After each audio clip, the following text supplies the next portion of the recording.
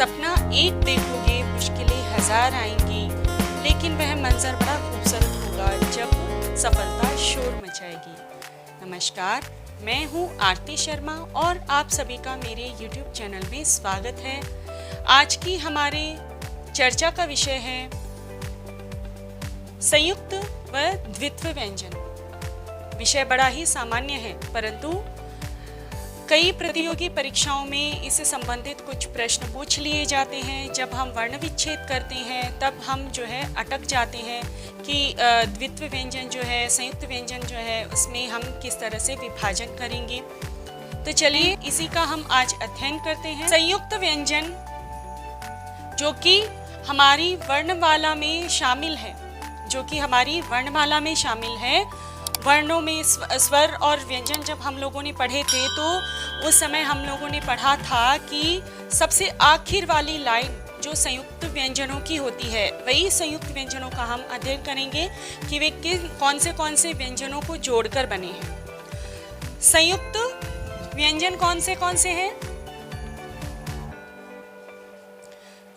क्ष, त्र, ज्ञ, श्र। इनको संयुक्त क्यों कहा जाता है? इनको संयुक्त इसलिए कहा जाता है क्योंकि ये दो भिन्न वर्णों को मिलाकर बने हैं। कौन से? देखिए, क्ष, जब हम बात करते हैं क्ष की तो आधा क जोड़ श, और इसको मिलाकर बना क्ष। फिर त्र, आधा त र, त्र। फिर ज्ञ किससे बना? ज जोड़ न्य, ज्ञ।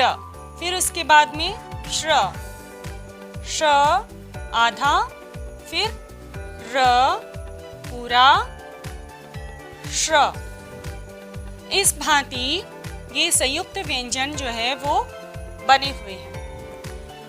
जो ज्ञ अक्षर हैं, जैसे हम यहाँ पर ज जोड़ ञ, हाँ यहाँ पर हलंत आएगा, ज जोड़ ञ, ज्ञ।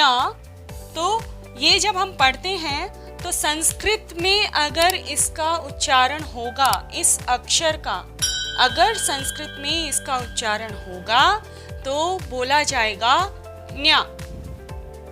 परंतु यदि हम हिंदी में इसको पढ़ रहे हैं तो हम पढ़ेंगे ज्ञ।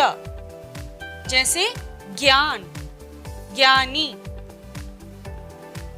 सर्वज्ञ, सर्वज्ञ नहीं पढ़ेंगे। इस भांति संस्कृत और हिंदी भाषा में इनका उच्चारण अलग अलग होता है। तो हिंदी में इसको ज्ञ ही कहा जाता है, ज्ञ नहीं कहा जाता है। अब इससे संबंधित कुछ शब्द हम देख लेते हैं, जैसे क्षत्रिय,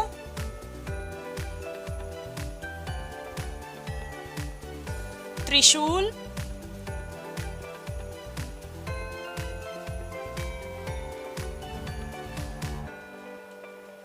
ज्ञानी,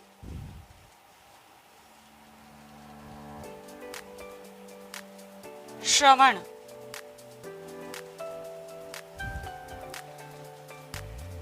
संयुक्त व्यंजन वे व्यंजन होते हैं जो भिन्न भिन्न व्यंजनों को मिलाकर बने हो, वे संयुक्त व्यंजन कहलाते हैं। तो संयुक्त व्यंजन वे व्यंजन हैं जो हमारी हिंदी वर्णमाला में हैं। क्ष, त्र, ज्ञ, श्र, जो कि इन व्यंजनों की सहायता से, इन व्यंजनों को जोड़ने से बने हैं। इन संयुक्त व्यंजनों के अलावा भी कई संयुक्त अक्षर जो हैं वो लिखे जाते हैं। किस तरह से जब उनका शब्दों में हम प्रयोग करते हैं तो उसमें हमें कई बार भूल ये हो जाती है कि इसमें से आधा अक्षर कौन सा है और पूरा कौन सा है।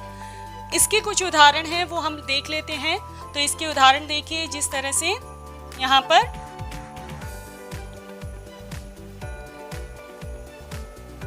उद्देश्य, विद्यालय, प्रसिद्ध,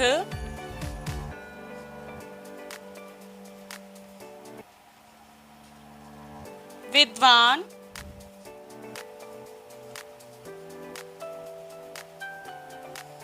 तो इन उदाहरणों की सहायता से हम समझेंगे कि ये जो अक्षर है यहाँ पर हमको इस तरह से मिले जुले जो अक्षर दिख रहे हैं, तो इसमें भूल हमको ये हो जाती है कि इसमें से हम ये समझ नहीं पाते हैं, कई बच्चे बड़े जो है ना समझ नहीं पाते हैं कि इसमें आधा अक्षर कौन सा है और पूरा कौन सा है और इनको कहते क्या हैं। तो ये कुछ नहीं है, व्यंजन है जो कि आधे और पूरे व्यंजनों को मिलाकर बने हुए हैं। देखिए, उद्देश्य जब हम इसको देखते हैं तो हमें जो ध्वनि आ रही है वो कौन सी है? उद्देश्य, द की ध्वनि आ रही है। तो इसका मतलब ये है कि इसमें एक द जो है वो आधा है और एक द यहाँ पर पूरा है। इसको हम सही तरीके से द्वित्व व्यंजनों में समझेंगे। तो यहाँ देखिए, एक वर्ण यहाँ पर पूरा है, लेकिन लिखा किस भांति गया है? इस भांति। इसलिए मैंने इसका उदाहरण यहाँ पर लिया है कि इसको लिखा इस भांति गया है। तो ये क्या है? द उद्देश्य। तो द को हमने यूं नहीं लिखकर, यूं नहीं लिखा और हमने क्या किया, उसको इस भांति मिला दिया और ये उद्देश्य इस भांति बन गया। और देखिए, दूसरा शब्द विद्यालय, विद्यालय, तो इसमें आधा व्यंजन, मतलब ये जो है यहाँ पर, ये व्यंजन हमने यहाँ पर प्रयोग किए हैं, ये अक्षर हमने जो यहाँ पर प्रयोग किए हैं, तो इनमें आधा व्यंजन कौन सा है और पूरा व्यंजन कौन सा है, ये कैसे पता चलेगा? तो ये ध्यान रखिए कि भाई यहाँ पर ध्वनि कौन सी आ रही है? विद्यालय, द्य, है ना? तो द्य की जब ध्वनि आ रही है तो हम देख रहे हैं कि द और य दो ध्वनियां यहाँ हमारे सामने हैं। तो याद रखिए कि द जो है वो आधा है और य जो है वो पूरा है। तो य ने कहा द से, भैया द, तुम जो है कैसे चल पाओगे, तुम एक जगह कैसे खड़े रह पाओगे? तो उसने द को क्या किया, अपने कंधे पर उठा लिया और उसने इस प्रकार का रूप ग्रहण कर लिया। तो जो सामर्थ्यवान होगा वही आधे अधूरे को अपने कंधे पर उठा पाएगा ना। आधा अक्षर तो अपने कंधे पर पूर्ण अक्षर को नहीं उठा पाएगा। तो यही ध्यान रखिए, जो आधा व्यंजन है वह क्या करेगा, पूरे व्यंजन के कंधे पर बैठ जाएगा। तो द यहाँ पर आधा है और य यहाँ पर पूरा है, ठीक है। इसी भांति थ, प्रसिद्ध में थ, देखिए द और थ की ध्वनि सम्मिलित है, एक साथ है। तो द और थ को, यानी कि द यहाँ पर आधा है क्योंकि थ ने उसको अपने सर पर, अपने कंधे पर उठा रखा है। द आधा है। इसी भांति विद्वान, यहाँ पर हम लिख देते हैं द और थ।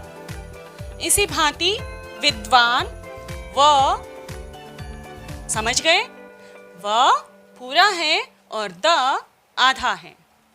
क्यों? वह पूरा है इसीलिए उसने द को अपने कंधे पर उठाकर रखा है। तो देखिए, द आधा, व पूरा, विद्वान। तो समझ में आया होगा ना। तो देखिए, ये है संयुक्त व्यंजन और कई प्रकार के संयुक्त व्यंजन इस भांति भी लिखे जाते हैं। यदि ऐसे कोई शब्द आपके सामने आ जाएंगे तो आप, उम्मीद है कि आप जो है अच्छे से समझ गए होंगे कि ये किस भांति हमको, कौन सा अक्षर जो है वो आधा है और कौन सा पूरा है, किस भांति आप लोगों को इसका वर्ण विच्छेद करना है। अब चलते हैं हम द्वित्व व्यंजनों की तरफ। द्वित्व, द्वि, द्वि यानी कि दो, दो व्यंजन। तो दो व्यंजन कौन से भाई? दो व्यंजन मतलब समान व्यंजन, दो एक जैसे व्यंजन, तो दो व्यंजन जो समान हो।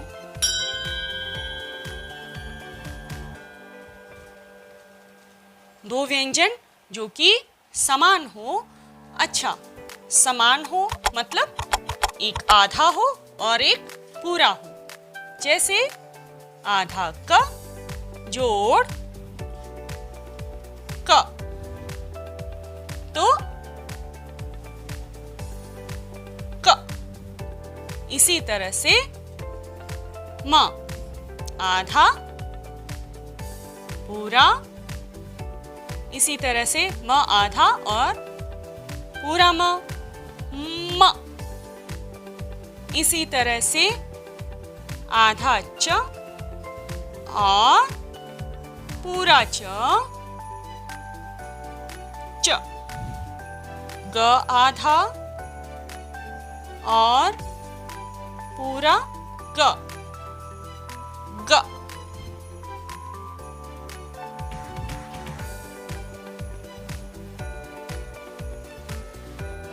दो व्यंजन जो कि समान हो, एक व्यंजन आधा हो और दूसरा व्यंजन पूरा हो, मतलब एक जैसे एक ही वर्ण दो बार आए, एक बार स्वर रहित और दूसरा स्वर सहित, तो वे होते हैं द्वित्व व्यंजन। जैसे उदाहरण,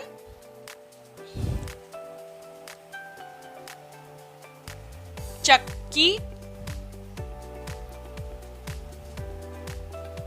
चम्मच,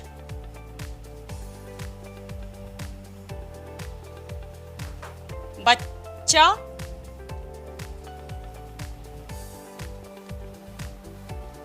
खग्गर,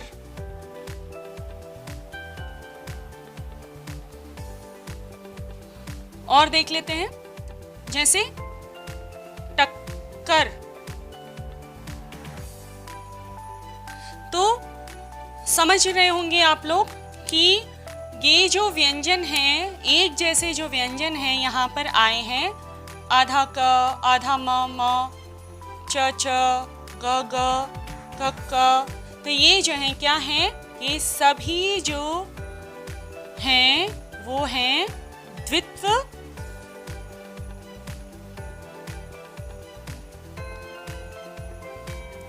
व्यंजन। ये जो द्वित्व व्यंजन है, इनका एक नियम है। इनका नियम क्या है कि जो स्पर्शी व्यंजन होते हैं, आप लोगों ने पढ़ा है वर्णमाला, वर्णमाला में स्पर्शी व्यंजन क से लेकर म तक जितने भी जो भी वर्ग हैं, च, क, च, ट, त, प, इन वर्गों में दूसरा और चौथा वर्ण का द्वित्व व्यंजन नहीं होता है। यानी कि दूसरा कौन सा हुआ, क वर्ग में दूसरा हुआ ख और घ, चौथा वर्ग। फिर उसके बाद में च वर्ग में छ और झ। फिर ट वर्ग में ठ, ढ। फिर उसके बाद में त वर्ग, थ तथा ध। फिर प वर्ग, फ तथा भ। क से लेकर म तक, या फिर यूं कहें क, च, ट, त, प, जो स्पर्शी व्यंजन है उसके दूसरे तथा चौथे वर्ण का द्वित्व व्यंजन नहीं होते हैं। ये नियम है। तो संयुक्त और द्वित्व व्यंजनों को समझ लेने के बाद आप लोगों को वर्ण विच्छेद में कोई परेशानी नहीं होगी। यदि आप समझ लेते हैं तो आप भली भांति जो है वर्णों का विच्छेद कर पाएंगे और अपने प्रश्नों का उत्तर दे पाएंगे। तो आशा है आप सभी को समझ में आया होगा। यदि समझ में आए तो प्लीज़ मेरे चैनल को लाइक, शेयर और सब्सक्राइब ज़रूर कीजिए तथा कमेंट बॉक्स में लिख के बताइए कि आपको मेरा ये वीडियो कैसा लगा। और हाँ, बेल आइकन जो होता है उसको प्रेस करना ना भूलें। धन्यवाद।